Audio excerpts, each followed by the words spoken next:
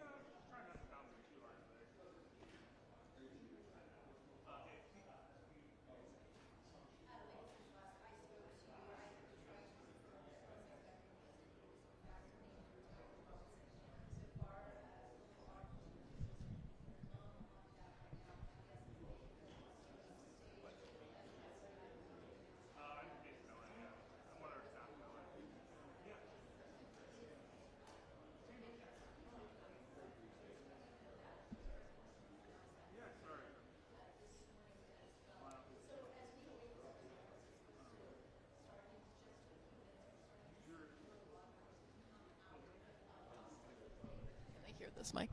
They should. Rashana, can you hear me? Yeah, they hear you. But when the presser shuts it, might check. Yes.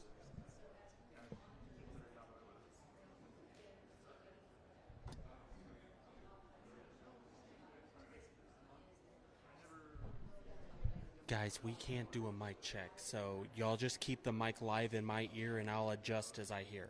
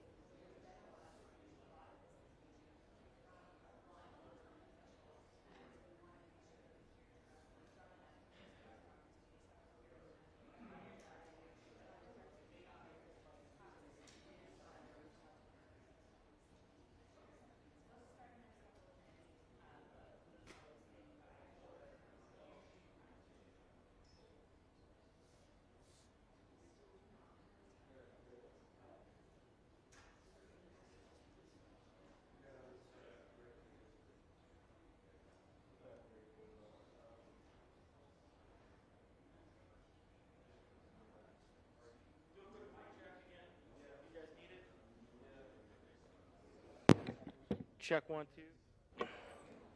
Check 1 2. Check mic check 1 2 3 4 5 6 7 8 9 10. 1 2 3 4 5 6. We're hoping to get at least a 3-minute warning when they start walking, but we haven't got that yet. So 1 2 3 4 5 6 7. Everybody good? 1 2 3 4 5 6. Good.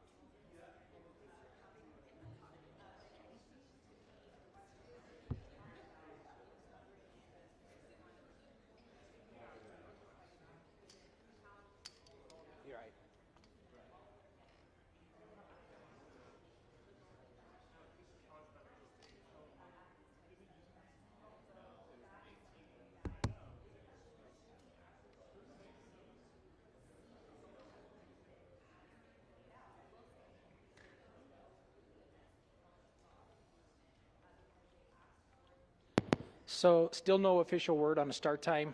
We will try to give at least a 5-minute warning on that, but we'll do our best on that. So.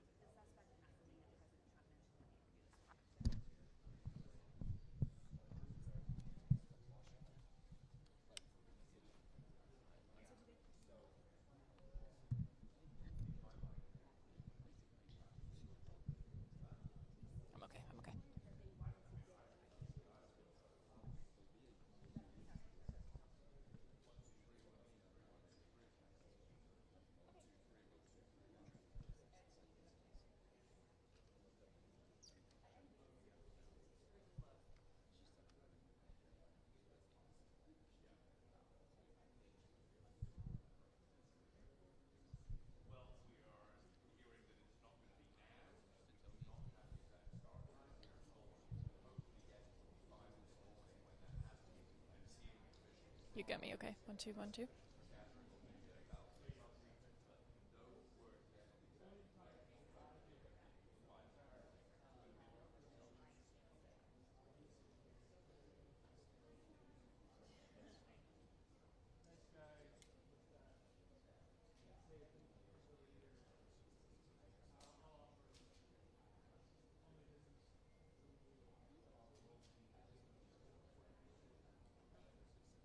Yeah, that's exactly right. So obviously we know this was originally scheduled to begin at 7. It was pushed to 7:30, and then again we just got an additional update from actually the Utah Highway Patrol Public Information Officer, Lieutenant Cameron Roden. He said that they are running a little bit behind, could be a couple more minutes, but he's not entirely sure on the start time here. Now obviously here in this area it's been circulating between the different news agencies here, just that information that we just relayed to you regarding the potential identity of this suspect, and of course that they have been found.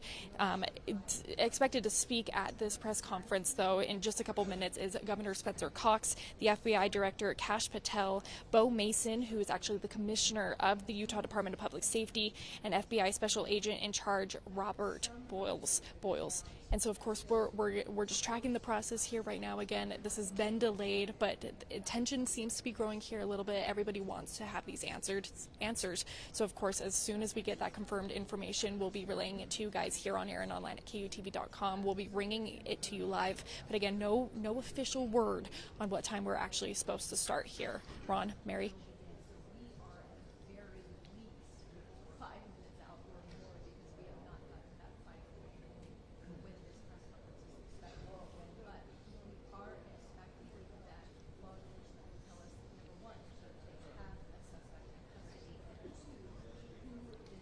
Yeah, that's exactly right. I'm going to have Chris, my photographer here, just pan around a little bit to just show you the kind of media response that has come about this event. Obviously, here in Utah, we covered this event because it's local. This happened here at our home. But of course, this is some big national and international news. So we are, of course, bringing you all of that coverage too. And so are various different media sources from across the world here. So definitely quite the turnout here this morning. And again, we're all just waiting for that press conference to begin.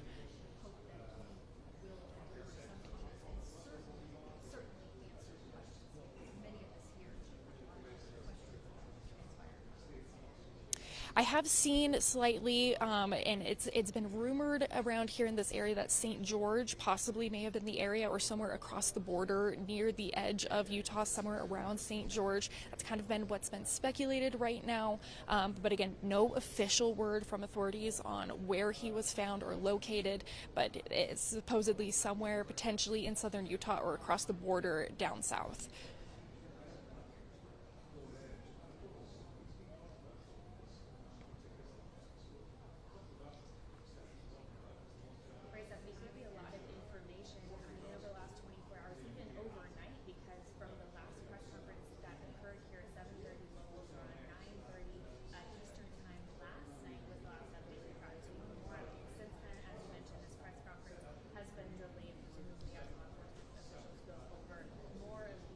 Yeah, absolutely.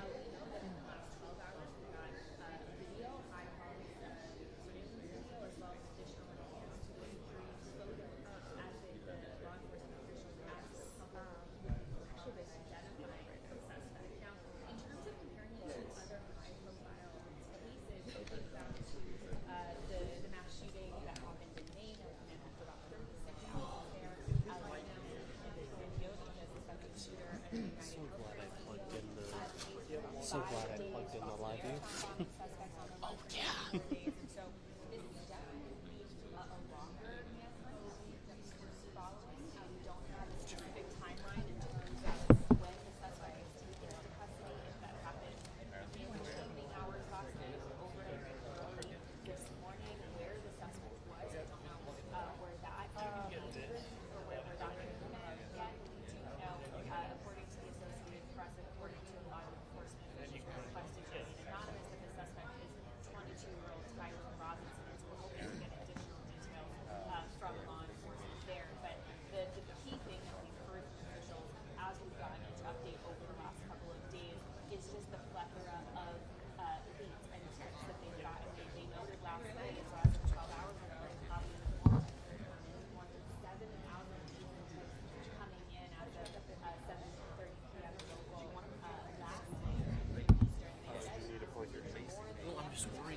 Oh, mine was at like 40. I didn't bring a longer cable, so I'm like...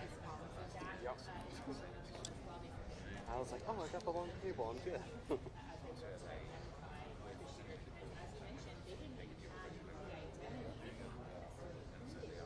because my normal short cable went out. I would have brought another cable, but I got two hands.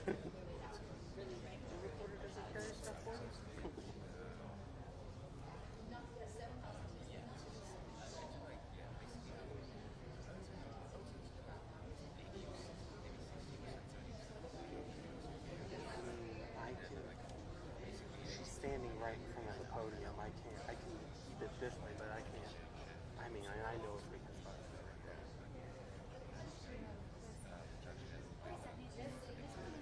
We can't move or else we're just losing our spot.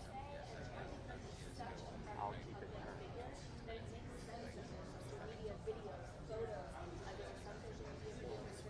think one of our players is like, well, strapped to the press conference starts and it's like, really?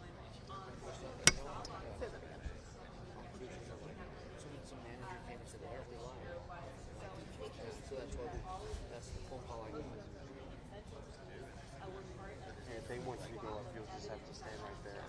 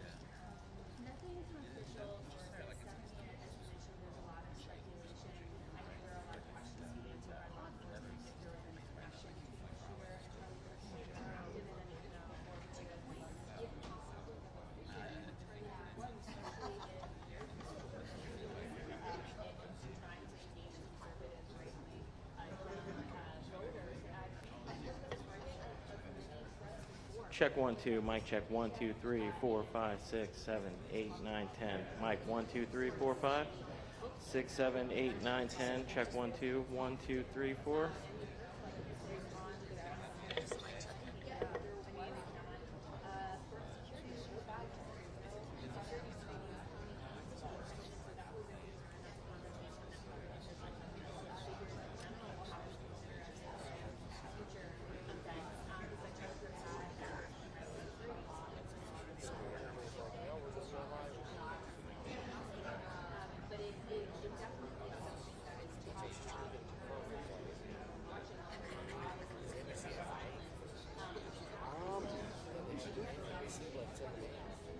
Yeah.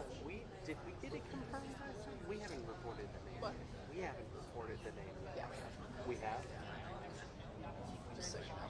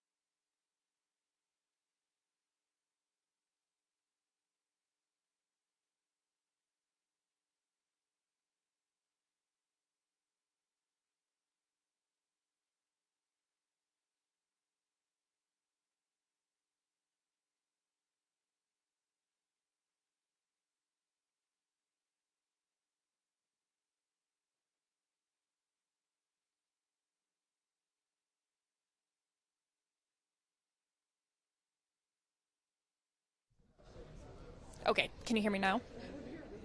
Okay, there we go. Sorry, things are very fluid this morning, obviously, with this new information coming in, and obviously we're here just waiting for this press conference to officially begin. But again, no official word on a start time yet. We were originally supposed to start at 7, pushed to 7:30, and of course now it is 7:52, so we're nearing 8 o'clock now. But again, we've had a lot of new information start being pushed out by the Associated Press about the apparent identity of the individual and the suspect here. So of course there's a lot of new information coming out, and I'm sure the officials who are going to be speaking with us, which include Governor Spencer Cox and the FBI, are going over this information here and making sure that they have all of that verified for us before they share it publicly. But very much a very fluid situation out here this morning, especially as we're waiting for that information. I do see several law enforcement officers here in the area as well. They're just sitting around at this point, so I think everybody is waiting right now for this press conference to begin.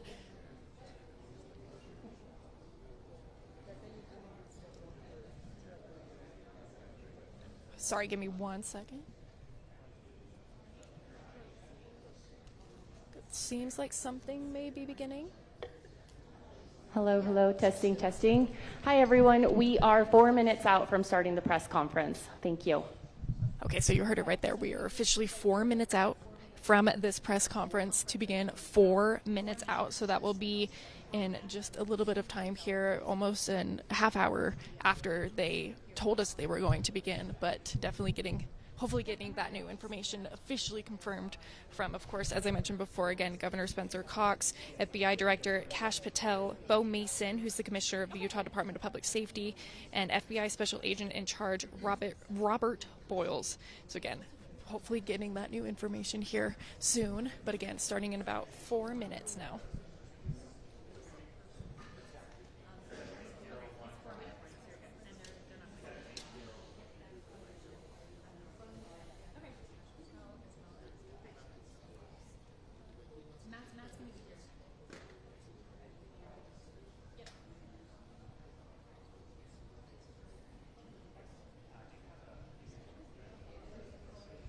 Yeah, that's exactly right. As much as we see and also we see what is posted online and what other sources say, it is very, very important for the integrity of our reporting to make sure we have those verified sources. So while we are saying this information, we do want to make it very clear that we have not had this confirmed from anybody here at this press conference here. This has all just been speculation being posted online at this point. But again, we're hoping to get that confirmed information and bring it to you guys here live.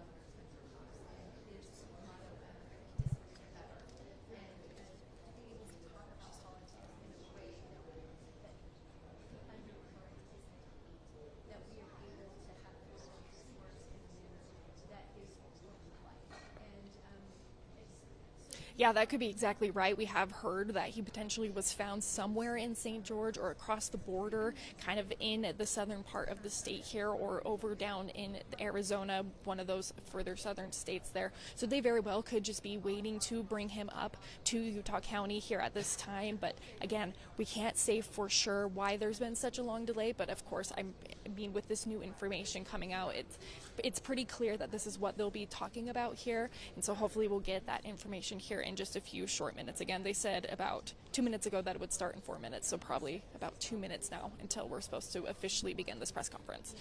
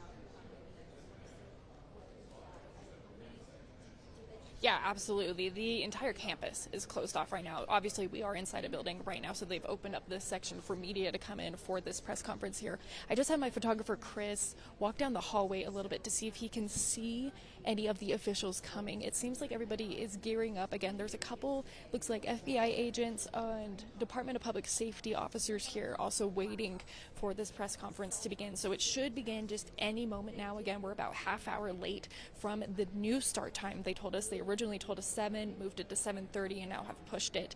Now this past, we're 2 minutes almost till 8 at this point here. But I think this also goes to show just how fluid an investigation can be. Obviously, we all want to have these answers. We all want to know what exactly took place here, but sometimes we don't have those facts right away, and it does take a couple days and potentially weeks and months to truly fully understand the scope of this investigation. And they've done hard work over the past several days to bring these answers to us, and hopefully we'll be able to get those confirmation or confirmed details here shortly. Again, possibly the identity of the shooter, where he was found, where he's currently at, and what steps they're going to be taking moving forward.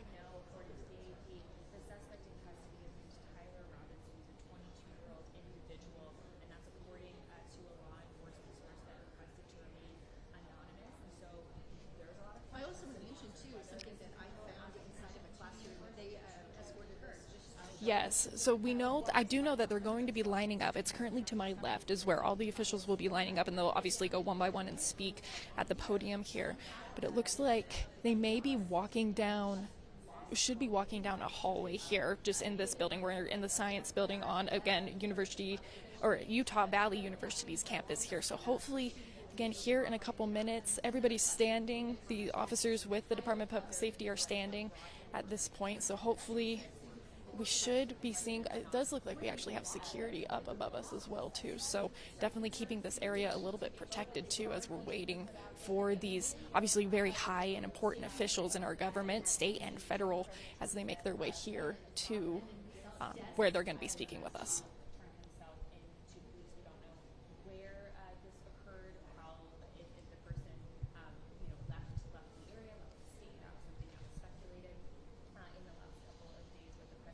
Yeah, this morning a lot more sections were taped off with crime scene tape compared to yesterday. There wasn't much crime scene tape over the entire campus. Obviously, we knew the areas we were not supposed to go, and obviously we didn't know where that crime scene was, so we weren't allowed over in that section. But arriving here this morning, there's a lot more crime tape set up, and we were actually over behind the quad area, or that court area where that shooting took place, and we could still see that that tent that Charlie Kirk was sitting under is still set up at this time. It looks like they're still processing that crime scene, or at least holding it there for the integrity of the investigation. Obviously, again, waiting. This is an intense investigation here that's going to take days, and if campus is closed until September 15th, of course, if that investigation needs to continue further on campus here, I doubt they would not hesitate to further extend the closure of campus just so they can do that.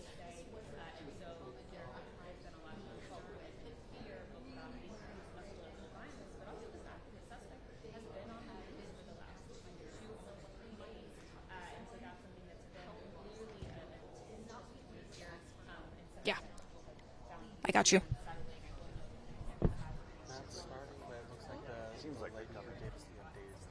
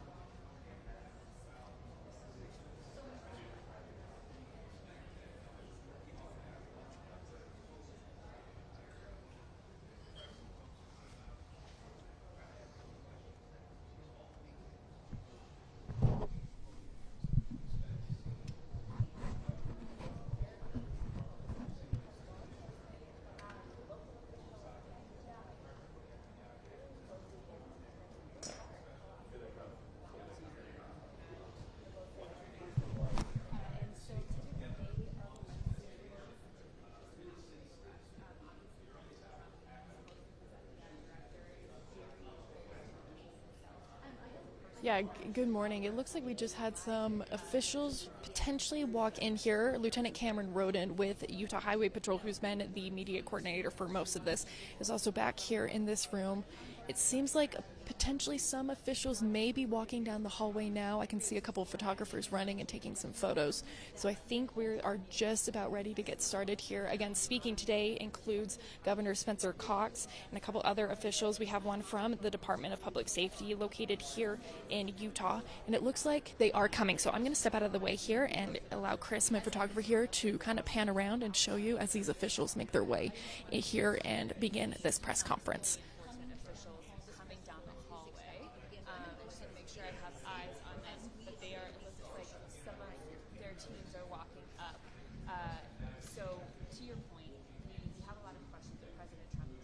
Yes, I can see a large group of people come here. I can't quite make out faces just because I'm currently sitting down and there's a lot of cameras and tripods and things like that in my way here, but it does look like we have someone coming up to the podium here.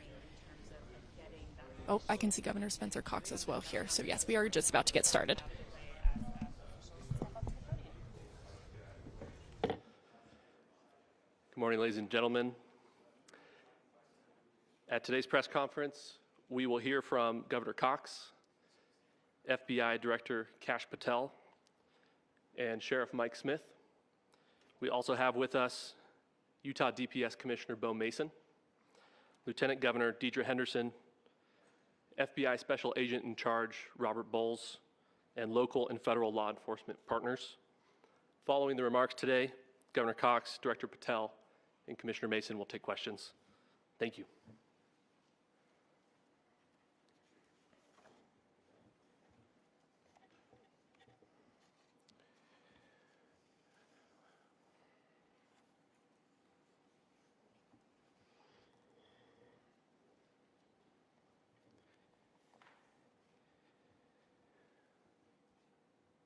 Good morning, ladies and gentlemen. We got him. On the evening of September 11th, a family member of Tyler Robinson reached out to a family friend who contacted the Washington County Sheriff's Office with information that Robinson had confessed to them or implied that he had committed the incident. This information was relayed to the Utah County Sheriff's Office and scene investigators at Utah Valley University. This information was also conveyed to the FBI. Investigators reviewed additional video footage from UVU surveillance and identified Robinson arriving on UVU campus in a gray Dodge Challenger at approximately 8:29 a.m. on September 10th, in which he is observed on video in a plain maroon t-shirt, light-colored shorts, a black hat with a white logo, and light-colored shoes. When encountered in person by investigators in Washington County on September 12th, in the early morning hours, Robinson was observed in consistent clothing with those surveillance images. Investigators interviewed a family member of Robinson who stated that Robinson had become more political in recent years. The family member referenced a recent incident in which Robinson came to dinner prior to September 10th, and in the conversation with another family member, Robinson mentioned Charlie Kirk was coming to UVU. They talked about why they didn't like him and the viewpoints that he had. The family member also stated Kirk was full of hate and spreading hate. The family member also confirmed Robinson had a gray Dodge Challenger. Investigators identified an individual as the roommate of Robinson. Investigators interviewed that roommate, who stated that his roommate, referring to Robinson, made a joke on Discord. Investigators asked if he would show them the messages on Discord. He opened it and showed several messages to investigators and allowed investigators to take photos of the screen as each message was shown by Robinson's roommate. These photos consisted of various messages, including content of messages between the phone contact name Tyler with an emoji icon and Robinson's roommate's device. The content of these messages included messages affiliated with the contact Tyler, stating a need to retrieve a rifle from a drop point, leaving the rifle in a bush, messages related to visually watching the area where a rifle was left, and a message referring to having left the rifle wrapped in a towel. The messages also refer to engraving bullets and a mention of a scope and the rifle being unique. Messages from the contact, Tyler, also mentioned that he had changed outfits. I know there's been speculation as well as to the writing on those casings, those bullet casings, and I believe we have that as well. And I will share that with you now. So the area north of Campus Drive Road where the suspect crossed over, you saw some of that in the video that we released last night, consists of a grassy area with trees on the edge of the UVU campus. Investigators discovered a bolt-action rifle wrapped in a dark-colored towel. The rifle was determined to be a Mauser Model 98 30-06 caliber bolt-action rifle. The rifle had a scope mounted on top of it.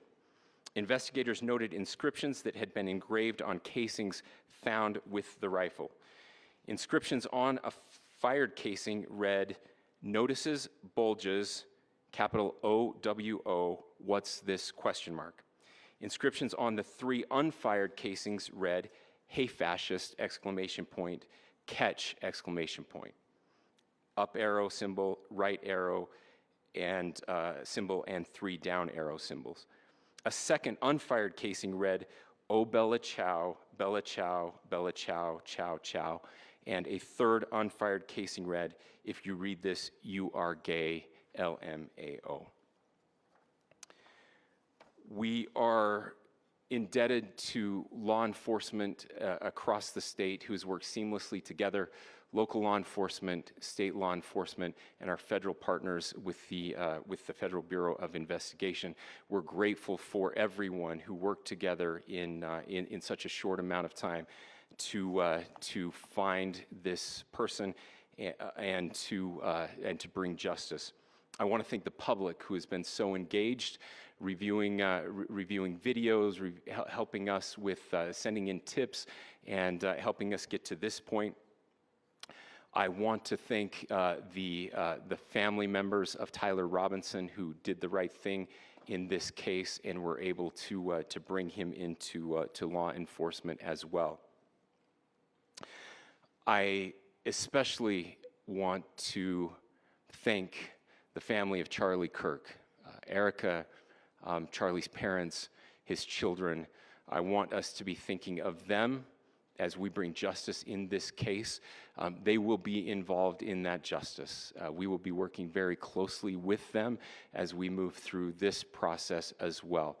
This is a very sad day for our country, a terrible day for the state of Utah, but I'm grateful that at this moment we have an opportunity to bring closure to this very dark chapter in our nation's history. With that, I will now turn the microphone over to the Director of the FBI, Kash Patel. Thank you, Governor. This is what happens when you let good cops be cops. The FBI and our partners are proud to stand here today together to bring justice to the family of Charlie Kirk and honor his memory.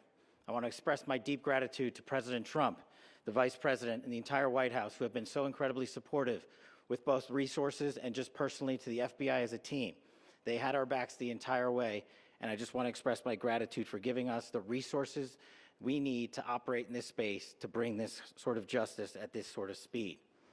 In 33 hours, we have made historic progress for Charlie. Governor Cox, our partnership has been absolutely incredible these last few days. Our partnership will endure. Your state and local partners, your sheriffs, your DPS community has been unbelievably impressive in the hardest of times. And a case like this cannot be solved, cannot be brought without partnering with your state and local authorities. The FBI has a certain role to play, and we will play that role, and we will lead out for the federal government. But Governor Cox, we are so grateful for your state partnership that led out on this investigation. A little bit of the timeline. Charlie was shot at 12:23 p.m. on Wednesday. The first FBI agents arrived on scene in 16 minutes with chiefs of police at 12:39 and secured the scene. The FBI immediately launched fixed-wing assets. We utilized these assets to transport personnel, specialty technicians, hostage rescue teams, We also utilize these assets to go back and forth from the East Coast and here in Utah to transport forensic evidence and other evidence that will be analyzed and is being analyzed at our FBI laboratories in Quantico and other laboratories, including the ATF. At my direction, the FBI released the first set of FBI photos of the suspect at 10 a.m. local time on 9/11. Then, shortly thereafter, the FBI reward of $100,000 was released at 10:45 a.m. local. Myself and Deputy Director Bongino arrived on the scene at approximately 5:30 p.m. on 9/11. The governor led a press conference last night at approximately 8 p.m., where at my direction, the FBI released a never-before-seen video of the suspect. We also released new images to the public of the suspect. And just last night, the suspect was taken into custody at 10 p.m. local time. In less than 36 hours, 33 to be precise, thanks to the full weight of the federal government and leading out with the partners here in the state of Utah and Governor Cox, the suspect was apprehended in a historic time period. And I want to highlight what Governor Cox said. This would not have been possible without you, the media, and you, the public. That's why we went so public, so fast, and we're so transparent, and we're committed to that transparency. The crime scene, just a little bit there. It is a large crime scene. State and local authorities, along with federal authorities, processed that crime scene quickly. And I even had the ability to walk through that crime scene and walk through the steps the suspect took to learn more about what was needed and what resources we needed to bear to create a full picture for the FBI and leadership back in Washington. Furthermore, thankfully to state and local partners, forensic evidence has been seized and continues to be garnered. Forensic evidence has already been evaluated at FBI laboratories in Quantico and state and local authorities here. We will continue to process evidence as we see it, as we collect it, and we will continue to deliver it to Governor Cox and his team. Last night, we had a total of approximately 7,000 leads. As of this morning, thanks to your great work, we have over 11,000 leads that were called in to the FBI. And we are running out every single lead that we can. Every one of those leads will be run out. The arrest is a testament to the dedication of good law enforcement being great and partnerships in law enforcement, which I've tried to highlight as my tenure as the director of the FBI. There is no better relationship for law enforcement than the FBI to partner with state and local authorities, and you've seen it here in these last few days. The FBI Salt Lake Field Office, along with our offices in LA, Phoenix, Denver, San Antonio, Las Vegas, Pittsburgh, Buffalo, our headquarters component in Quantico, all participate in the FBI. I want to express my deep gratitude to the employees of the FBI, the men and women, the evidence response team tacticians, the special operators, the agents, the support staff. You have done monumental work in historic time when the public, who had a right to demand such an expeditious solving of an investigation, the FBI answered that call diligently, critically important to our nation, and we delivered. And I'm proud to be their leader, and I'm proud to be the director of the FBI. This is very much an ongoing investigation, as the governor said, and we will continue to work with state and local authorities to develop the investigation, to provide them the evidence they need for their ongoing prosecutions, and we will be here to answer every call they absolutely have, as long as it takes, for as long as we need to find and apprehend whatever suspects were involved in this crime. Lastly, to my friend Charlie Kirk, rest now, brother. We have the watch, and I'll see you in Valhalla.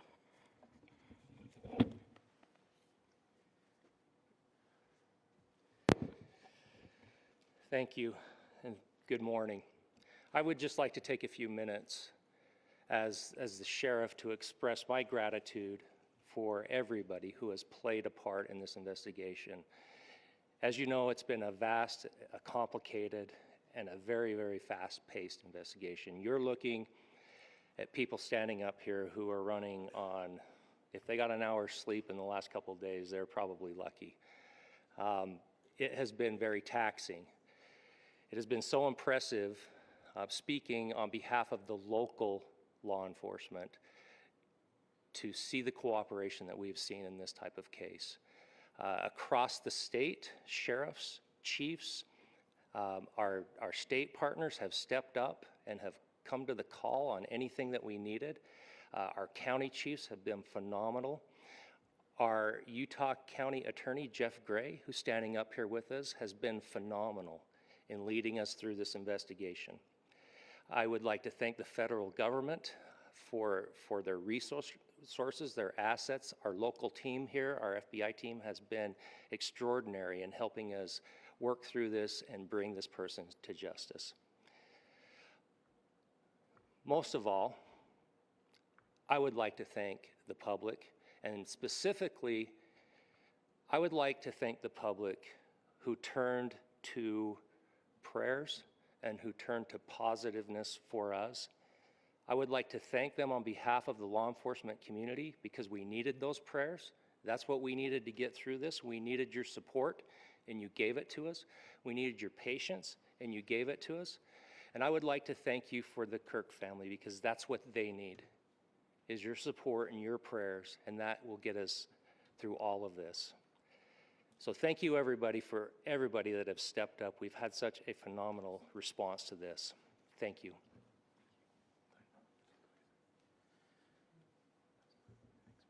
I also want to give a special thanks to the Attorney General and the Department of Justice.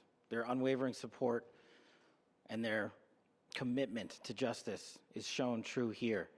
And without AG Bondi and Deputy Attorney General Todd Blanche and the resources they brought to bear, we would not have been able to complete our mission. And I just want to say special thanks. It's an honor to be a part of the Department of Justice. Thank you again to our incredible law enforcement team who has worked so hard. Sheriff, I got a solid 90 minutes last night, so I'm probably the most well-rested person up here. Ladies and gentlemen, I get the microphone, so I hope you'll permit me a moment just to share a few more thoughts about where we are and how we got here and maybe a little bit of where we go from here. I don't want to get too preachy, but I think it's important that we, with eyes wide open, understand what's happening in our country today. I've heard people say, well, why are we so invested in this? There's violence happening all across our country, and violence is tragic everywhere, and every life taken is a child of God who deserves our love and respect and dignity. This is certainly about the tragic death, political assassination of Charlie Kirk. But it is also much bigger than an attack on an individual. It is an attack on all of us. It is an attack on the American experiment. It is an attack on our ideals. This cuts to the very foundation of who we are, of who we have been, and who we could be in better times. Political violence is different than any other type of violence for lots of different reasons. One, because in the very act that Charlie championed of expression, that freedom of expression that is enshrined in our founding documents, in having his life taken in that very act makes it more difficult for people to feel like they can share their ideas, that they can speak freely. We will never be able to solve all the other problems, including the violence problems that people are worried about, if we can't have a clash of ideas safely and securely. Even, especially those ideas with which you disagree. That's why this matters so much. Over the last 48 hours, I have been as angry as I have ever been, as sad as I have ever been. And it was, as anger pushed me to the brink, it was actually Charlie's words that pulled me back. I'd like to share some of those. And specifically right now, if I could, I need to talk to the young people in our state, in my state. and all across the country. As President Trump reminded me, he said, you know who really loved Charlie? The youths. And he's right.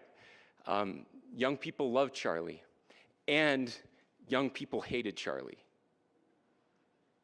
And Charlie went into those places anyway. And these are the words that have helped me. Charlie said, when people stop talking, that's when you get violence. He said, the weak can never forgive. Forgiveness is the attribute of the strong. The only way out of the labyrinth of suffering is to forgive. Welcome without judgment, love without condition, forgive without limit. He said, always forgive your enemies. Nothing annoys them so much. A few months ago, I referenced this last night, Charlie posted to social media, when things are moving very fast and people are losing their minds, it's important to stay grounded. Turn off your phone, read scripture, spend time with friends, and remember, internet fury is not real life. It's going to be okay. He again said, when you stop having a human connection with someone you disagree with, it becomes a lot easier to commit violence. He said, what we as a culture have to get back to is being able to have a reasonable agreement, where violence is not an option. Now, again, to my young friends out there, you are inheriting a country where politics feels like rage. It feels like rage is the only option. But through those words, we have a reminder that we can choose a different path. Your generation has an opportunity to build a culture that is very different than what we are suffering through right now. Not by pretending differences don't matter, but by embracing our differences and having those hard conversations. I think we need more moral clarity right now. I hear all the time that words are violence. Words are not violence. Violence is violence. And there is one person responsible for what happened here. And that person is now in custody and will be charged soon and will be held accountable. And yet, all of us have an opportunity right now to do something different. I want to thank my fellow Utahns. This bad stuff happens. For 33 hours, I was praying that if this had to happen here, that it wouldn't be one of us. That somebody drove from another state, somebody came from another country. Sadly, that prayer was not answered the way I had hoped for, just because I thought it would make it easier on us if we could just say, hey, we don't do that here. And indeed, Utah is a special place. We lead the nation in charitable giving. We lead the nation in service every year. But it did happen here. And it was one of us. But I want you to look at how Utahns reacted the last 2 nights. There was no rioting. There was no looting. There were no cars set on fire. There was no violence. There were vigils and prayers and people coming together to share the humanity. And that, ladies and gentlemen, I believe is the answer to this. We can return violence with violence. We can return hate with hate. And that's the problem with political violence, is it metastasizes. Because we can always point the finger at the other side. And at some point, we have to find an off-ramp, or it's going to get much, much worse. But see, these are choices that we can make. History will dictate if this is a turning point for our country. But every single one of us gets to choose right now if this is a turning point for us. We get to make decisions. We have our agency. And I desperately call on every American, Republican, Democrat, liberal, progressive, conservative, MAGA, all of us to please, please, please follow what Charlie taught me. I'll just conclude with with words I share often from a friend and author, Yuval Levin, who was asked if he was optimistic about our country, and he said, "I'm not optimistic." He said, "I hate optimism." Like, that sounds bad. But he said, optimism is a vice. It's this idea that good things are just going to happen. And he said, in the history of the world, good things have never just happened. He says, I'm not optimistic, but I am hopeful. And hope is the virtue that sits between the vices of optimism and pessimism. Hope is the idea that good things are going to happen because we can make them so. I still believe in our country. And I know Charlie Kirk believed in our country. I still believe that there is more good among us than evil. And I still believe that we can change the course of history. I'm hopeful because Americans can make it so.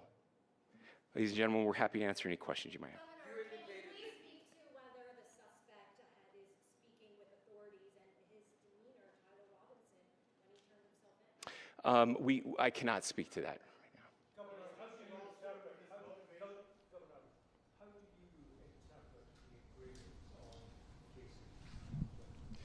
Well, I will leave that up to you to interpret what those engravings mean. I think the clearest one that says "catch fascist," there's not, and by the way, that's like catch like a ball, catch this. That's I think that speaks for itself.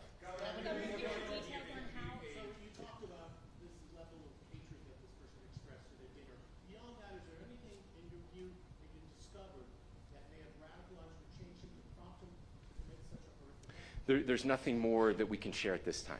Governor.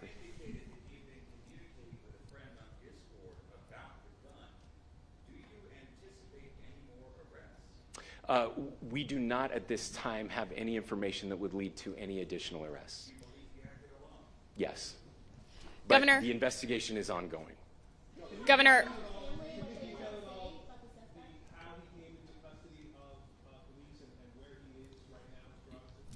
Yes, so right now, Mr. Robinson has been booked into the Utah County Jail.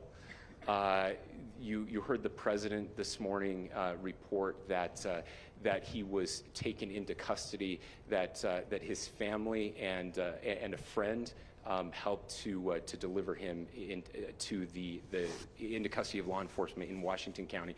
For those of you that don't know where Washington County is, it is the southwesternmost part of the state of Utah. It's about a 3.5 to 4 hour drive from here, where we are right now, and that's where he lived and where they turned him in. Please, go here.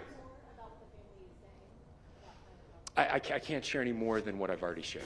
Yeah. Governor, do you have any details on how he got back to Washington County and how the gun was obtained? How we obtained the gun? The gun was found here. I don't have much more details on that. We do know that he drove. We had his car here on campus, and then we had his car going south back to the St. George. It's actually the city of Washington in Washington County.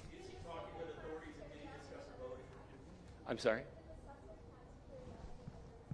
We don't have any information that would lead us to believe that. Yes, in fact, it was just released. Yes. I can't answer that right now. Yeah, thank you. Over here.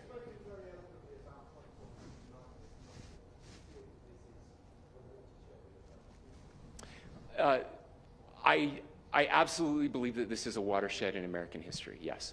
The question is, what kind of watershed? And that chapter remains to be written. Is this the end of a dark chapter in our history, or the beginning of a darker chapter in our history? Look, I mean, if you look at true political assassinations in this country of someone of this stature, this feels a lot like the late 60s, and having one so gruesomely displayed on camera in all of our hands and in all of our pockets. We are not wired as human beings biologically, historically. We have not evolved in a way that we are capable of processing those types of violent imagery. And by the way, we've seen another one with a gruesome stabbing very recently that went viral. This is not good for us. It is not good to consume. Social media is a cancer on our society right now. And I would encourage, again, I would encourage people to log off, turn off, touch grass, hug a family member, go out and do good in your community. That is happening, and it's happening organically right now. I had a friend in a small city in Utah who said, we're getting together, the Republicans and Democrats in my little town are getting together to have a discussion tonight, last night, just to find a way to find their better angels. So yes, this could be, I mean, you know, again, you have to go back to JFK to have seen a video live of something like this happening. I wasn't born until 1975, but I know that things were really dark in the late 60s. Sorry to some of you. I know some of you were there. This is our moment. Do we escalate, or do we find an off-ramp? And again, it's a choice. It's a choice, and every one of us gets to make that choice. Two more questions right here. Could we clarify that the release of those enhanced images at 8 p.m., the timeline that Director Patel gave us, led to the arrest at 10 p.m.? Is there a direct connection between those two events? I cannot comment if there is a direct connection or not, but all I can say is that that through some process, the family came to know that this had happened. One more thing, Governor. Could you just clarify the clothing issue you mentioned earlier? Was he changing outfits? Correct. Yes. So when he's first spotted on campus, he has different clothing on, and then he changes clothing on the roof, and then changed back into that clothing at some point, so that when he was apprehended, when he was arrested, the clothing matched the clothing he had on before the shooting here at UVU. Last question here. Yes.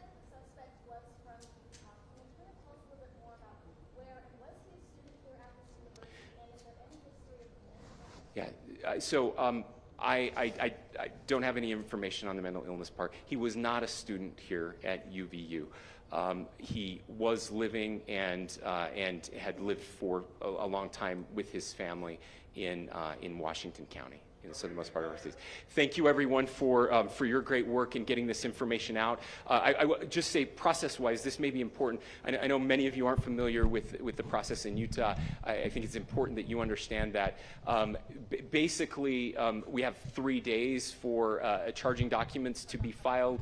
A CI will be filed. We'll have more information then, more detailed information as those charging documents are filed in preparation for a preliminary hearing. So 3 days. So we would anticipate then that early next week those charging documents will be filed. We will obviously be working. The county attorney will be working very closely with Mr. Kirk's family as those documents and decisions are prepared and made. Thanks, everyone.